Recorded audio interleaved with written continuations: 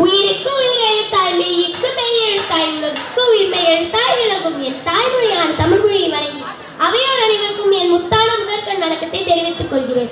ஞானம் எனும் சுடரை வீடுதோறும் ஏற்றியவர், கல்லாமை இல்லாம ஆக்கிய கருப்பு காந்தி, இலவசமாய் கல்வி வழங்கிய வள்ளல், பசி இஞ்சி படிக்க மதிய உணவு கொடுத்தார், பாமரரையும் படிக்க வைத்த படிக்காத மேதை, கல்வி புரட்சி செய்த நம் காமராஜர்.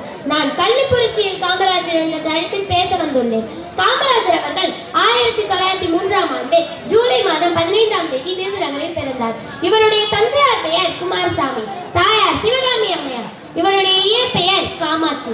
விடுதலை வீரர் திரு சத்தியமூர்த்தியின் வாரிசாக விளங்கியவர் காமராஜர். சிறிய வயது முதலே சுதந்திர போராட்ட தலைவர்களின் பேச்சுக்களால் கவரப்பட்ட காமராஜர் 1920 தனது 16வது வயது முதல் காங்கிரஸில் இணைந்து கொண்டார்.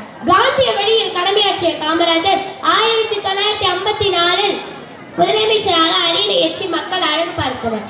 கற்கை நன்றே கற்கை நன்றே பிச்சை பூவினும் கற்கை நன்றே என்ற கூற்றுக்கிணங்க காமராஜர் அவர்கள் கட்டாய கல்வி, இலவச கல்வி, இலவச மதிய உணவு திட்டம் என பல திட்டங்களை உருவாக்கி ஏழை மக்களின் கல்வியில் முன்னேற்றத்தினை ஏற்படுத்தினார். இவர் படிக்காத மேதில்லை, ஏழை குழந்தைகளை படிக்க வைத்த மேதை.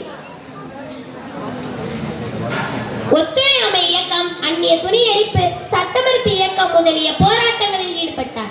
அழியா செல்வமான கல்வியை நாம் அனைவரும் பெற வேண்டும் என்பதற்காக அவருடைய முந்தைய ஆட்சியில் மூடப்பட்ட 6000 பள்ளிகளை மீண்டும் திறந்தார். 17,000 புதிய பள்ளிகளை திறந்தார். பள்ளி சீருடை அறிமுகம் செய்ததும் காமராஜர் தான். ஆங்கிலேயர்கள் ஆட்சியில் 7% இருந்த கல்வி கற்ற விகிதம் இவருடைய ஆட்சியில் 37% உயர்ந்தது. இவருடைய ஆட்சி தமிழகத்தின் பொற்காலம் என்று அழைக்கப்படுகின்றது. எல்லோருடைய வாழ்க்கையும் வரலாறாவதில்லை, வரலாறானவர்கள் தனக்காக வாழ்வதில்லை என்ற பொன்மொழிக்கு பொருந்தி வாழ்ந்த காமராஜர் 1975ஆம் ஆண்டு அக்டோபர் 2ஆம் தேதி காலமானார். அவர் மறைந்தாலும் அவர் புகழ் என்றும் மறையாது என்று கூறி வாய்ப்பளித்த அனைவருக்கும் நன்றி கூறி இத்துடன் என் உரையை முடித்துக் கொள்கிறேன். நன்றி, வணக்கம்.